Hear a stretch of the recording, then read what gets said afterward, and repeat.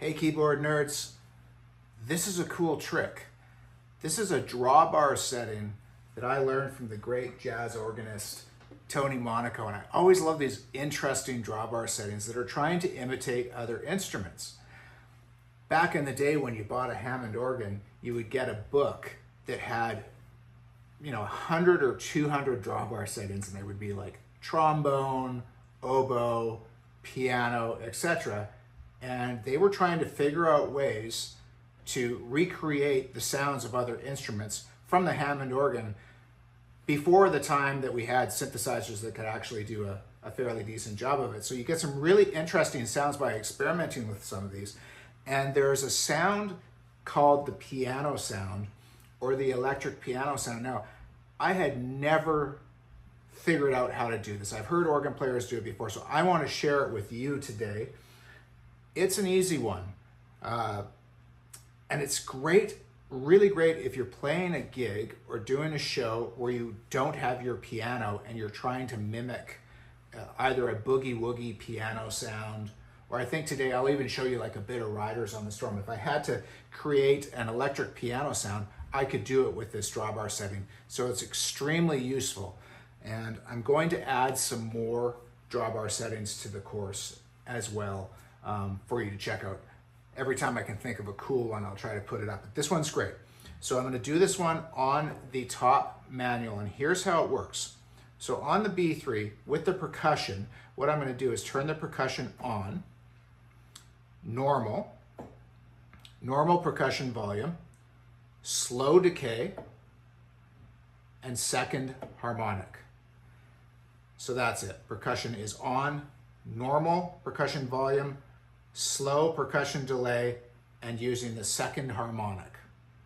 Now, if you're using a clone, and I've noticed a lot with clones that my students have, that sometimes it will say like second harmonic, and if you want the third harmonic, you just have to push it again and the light comes off, and that's the third harmonic. So sometimes you just have to toggle them twice to go between the second or the third harmonic if you're using a clone. But anyways, on the B3, on, normal, slow, second. So let's see how that sounds with just the top manual.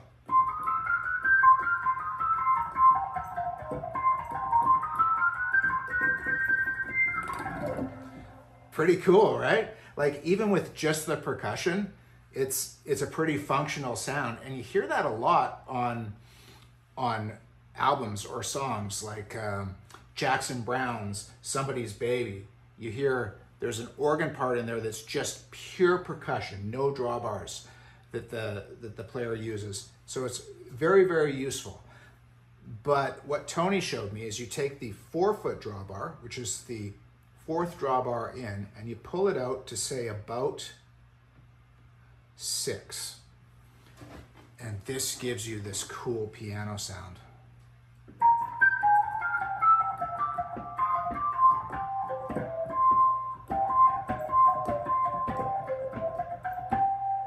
You can have a lot of fun with that. So I'm going to set up a bass sound on the bottom manual here, just a stock bass sound.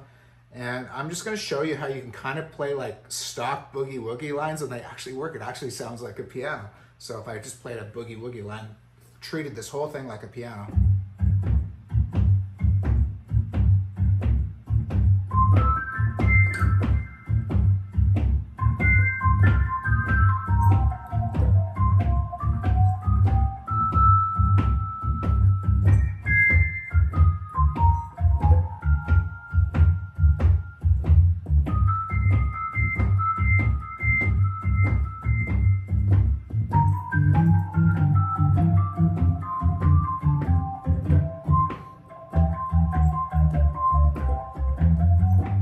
There you go. It really it's the one drawbar sound that you can use that sounds like a piano. And even if I was to do something like Riders on the Storm, which is in the course, and I'm sure you've heard it, and play the bass line.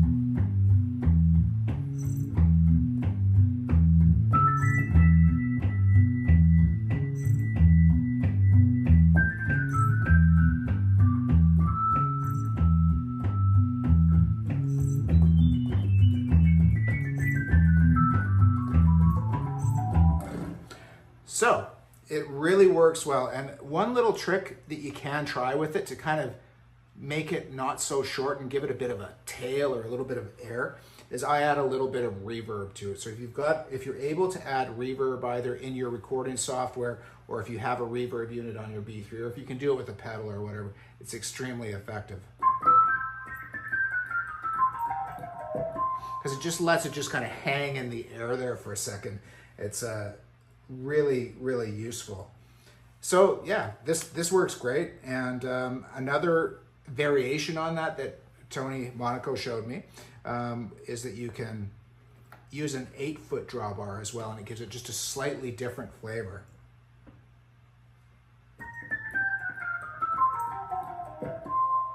Kind of similar, but different. So this is another piano sound that you can use. Let's check out what this one sounds like. I'll play a bit of Riders with this.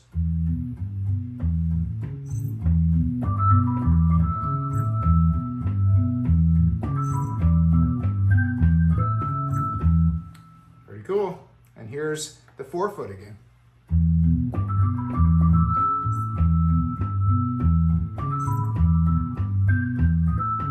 It's really ghostly sounding.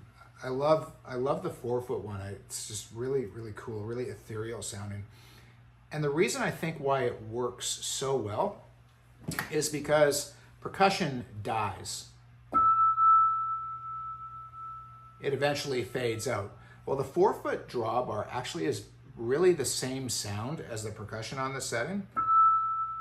If I turn the percussion off, there's the 4-foot drawbar.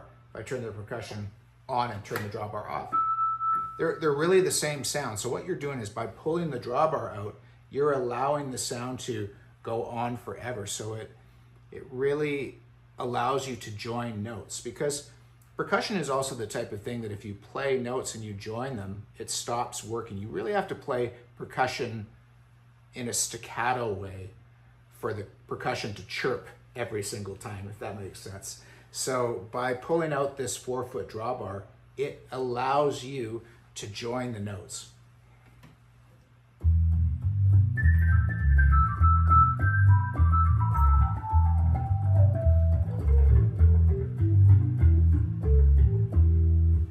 Anyway, there you go. I hope you enjoy that.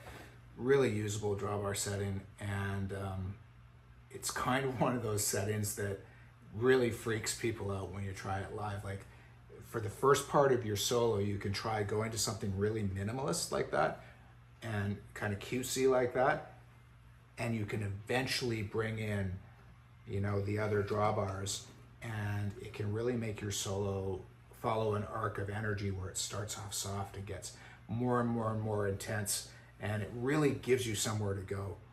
So anyway, check that out. I hope you have fun with that. Talk to you soon.